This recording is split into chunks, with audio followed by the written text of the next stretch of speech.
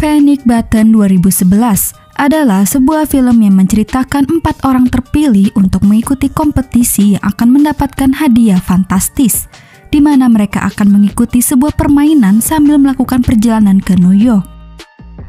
Namun di tengah permainan, situasi berubah menjadi kacau. Nah, apakah yang akan mereka hadapi dan bagaimanakah kelanjutannya? Bagi yang penasaran, yuk langsung aja ambil posisi. Rebasan.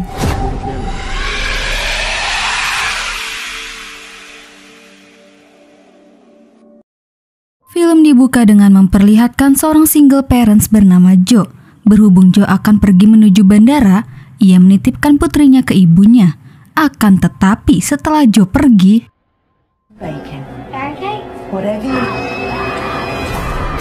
tiba-tiba orang misterius muncul dan membunuh ibu Joe. Beberapa jam kemudian, akhirnya Joe tiba di bandara. Di sana ia bertemu seorang pria muda bernama Max, serta 2 orang lainnya, Gwen dan Dev. I'm Gwen. Hello. Hey, Gwen. Ternyata mereka berempat orang-orang terpilih untuk mengikuti kompetisi dari situs media sosial fiksi populer yang disebut altogether.com, di mana mereka akan melakukan perjalanan ke New York menggunakan jet pribadi. Namun mereka diharuskan mengumpulkan ponsel masing-masing. Meskipun sedikit bete tanpa ponsel, tapi mereka senang berada di dalam jet pribadi yang mewah serta disediakan minuman beralkohol.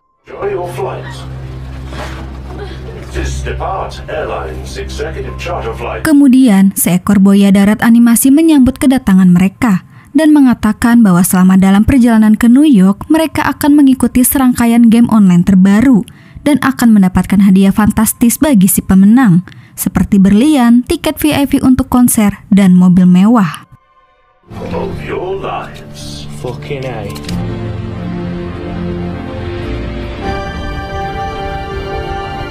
Sebelum memulai permainan, mula-mula mereka diharuskan membaca persyaratan dan kondisi, serta diberitahu bahwa jika mengacaukan permainan, maka akan menanggung konsekuensinya. Namun karena sudah tergiur dengan hadiahnya dan menganggap permainan biasa, mereka langsung setuju tanpa membaca terlebih dahulu. Setelah semuanya setuju, permainan pun dimulai. Putaran pertama, si buaya mengajukan serangkaian pertanyaan pribadi kepada mereka yang harus mereka jawab dengan jujur.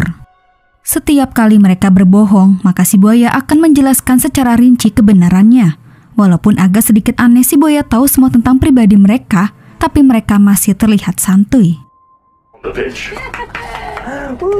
Sampai akhirnya ketika di putaran kedua si buaya mengajukan serangkaian pertanyaan tentang masa lalu hubungan intim mereka, Joe dan Gwen yang mendapat giliran ditanya menjadi panik. Sebab si buaya telah melacak akun altogether mereka sehingga mengungkap kebohongan mereka lebih banyak. Takut masa lalunya juga terbongkar, Dev menolak untuk melanjutkan permainan. Tapi percuma saja, si buaya tetap membongkar kelakuan Dev yang suka menonton video Sugiono. Merasa dipermalukan, Dev membuat gaduh. All of us, we've all... And any of us... I'm going to talk to the fucking pilot. Open the door! Return to your seat. Perbuatan Dev dianggap mengacaukan permainan, sehingga si buaya memberi hukuman ke Dev dengan membunuh teman Dev bernama Rory.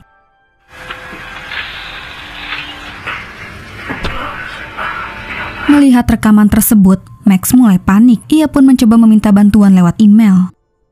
Apesnya perbuatan Max diketahui oleh si buaya.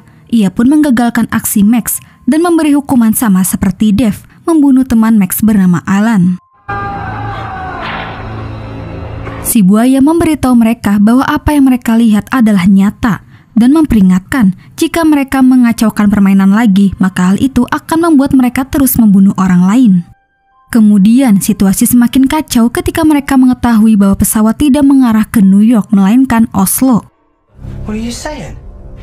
Well, this can't be them. Mereka sadar kompetisi ini dirancang sedemikian rupa oleh si Popat untuk menjebak mereka supaya membunuh orang-orang tidak bersalah. Dan sekarang mereka mau tidak mau harus menuruti peraturan agar dapat menyelamatkan orang-orang terdekat mereka. Selanjutnya, si buaya meminta mereka untuk masuk satu persatu ke toilet. Di situ mereka diberi tugas masing-masing. Dan jika mereka gagal melakukannya atau membocorkan tugasnya ke yang lain, maka keluarga mereka yang disandra akan tewas. Simple little task. Entah tugas apa yang diberikan ke mereka, tapi mereka hanya memiliki waktu 45 menit untuk menyelesaikan tugas.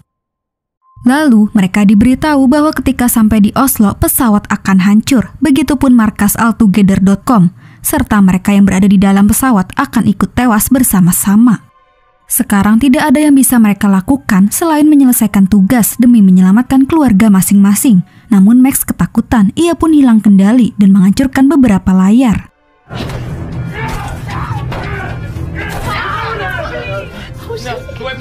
Akibat perbuatan Max, kakaknya Mike mendapatkan siksaan. Max makin kacau dan akhirnya ia keceplosan mengakui bahwa dirinya bukan Max.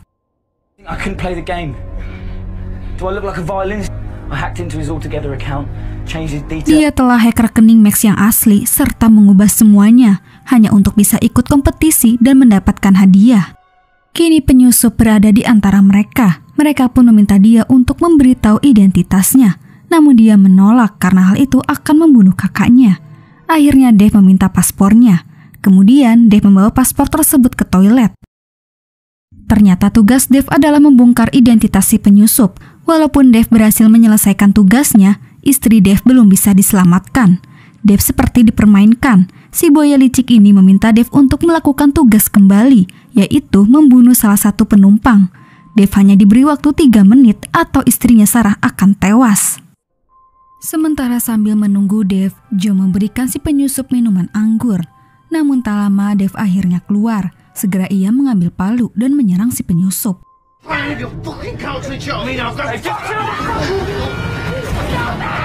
Penyusup itu berhasil melakukan perlawanan dan tanpa sengaja membunuh Dave. Kegagalan tugas Dave berdampak ke istrinya yang harus ikut tewas juga. Kematian Dave membuat Gwen tampak depresi. Niat menenangkan diri di toilet, Gwen malah mendapat tekanan dari si buaya untuk segera melakukan tugasnya.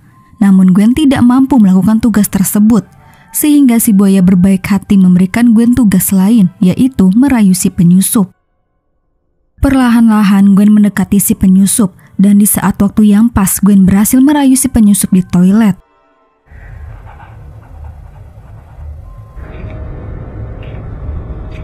Namun tiba-tiba si penyusup berhenti. Menyadari palka pesawat ada di toilet, ia segera pergi mencari palu untuk menerobosnya. Sementara Gwen yang tidak bisa menyelesaikan tugas, diperintahkan untuk menghentikan si penyusup. Gwen hanya memiliki waktu 3 menit atau Emily, adik Gwen, akan tewas. Gwen mencoba untuk menghentikan si penyusup, namun sayang dia tidak berhasil. Gwen terbunuh oleh Joe, dan itu artinya Gwen gagal dalam tugas. Maka Emily harus tewas dibakar hidup-hidup. Ketidaksadaran Joe membunuh Gwen membuatnya menangis histeris, sedangkan si penyusup berhasil menerobos ke dalam palka. Tanpa diduga-duga mereka menemukan jasad Max. Ternyata si buaya sudah tahu ada penyusup, sehingga mereka lebih dulu membunuh Max. Kemudian si penyusup itu segera membawa tasnya untuk meminta bantuan melalui laptopnya. Sementara Joe yang masih mencari tasnya, secara mengejutkan dia mendapati jasad ibunya. Terungkap ibu Joe di awal film dibunuh si buaya. Ketika si penyusup hampir berhasil, tiba-tiba si penyusup ditodong pistol listrik oleh pilot bernama Callahan. Ia meminta si penyusup menyerahkan laptopnya untuk ia hancurkan. Kini keadaan menjadi berbalik, Callahan terpojok. Ia mengaku hanya seorang pilot dan tidak mengetahui tentang si buaya. Ia sama seperti mereka yang terpaksa melakukan perintah si buaya untuk menyelamatkan keluarganya dari ancaman kematian. Tidak lama setelah itu, si penyusup mulai merasa tercekik. Ketika si penyusup tewas, Joe meminta maaf sudah meracuni si penyusup dengan anggur sebagai tugasnya.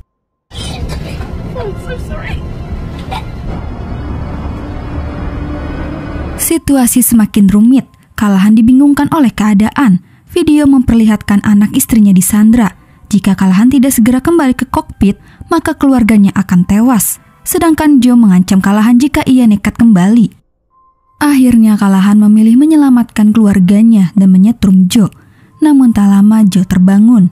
Joe sebagai satu-satunya yang selamat ditunjukkan video seorang gadis bernama Lucy tengah melakukan bundir. Lucy Turner. Si buaya mengatakan bahwa mereka berenam yaitu Gwen, Joe, Dave, Rory, Max, dan Alan telah menyaksikan video Lucy bundir dan melontarkan komentar negatif di video itu. Lebih parahnya lagi, Dave berniat akan menerbitkan video tersebut, sedangkan si penyusup telah merusak lebih dari 30 situs. Si buaya terus menghakimi Joe atas apa yang sudah ia perbuat, dan di sini terungkap Lucy adalah putri si buaya. Ia sengaja melakukan semuanya hanya untuk balas dendam dan supaya mereka merasakan bagaimana kehilangan orang tercinta. Kemudian, si buaya memperingatkan Joe bahwa dalam waktu 6 menit pesawat akan hancur. Dan